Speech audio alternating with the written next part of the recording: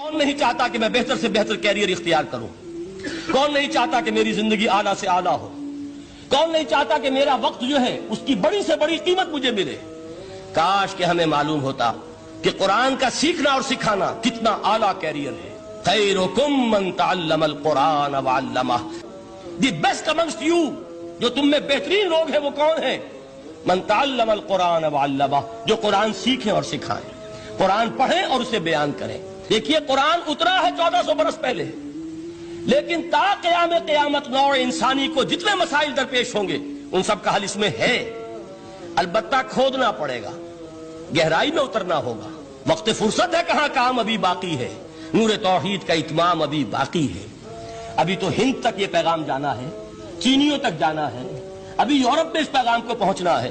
دی اذانیں کبھی یورپ کے کلیساؤں میں، کبھی افریقہ کے تپتے ہوئے صحراؤں میں، یہ کون کرے گا؟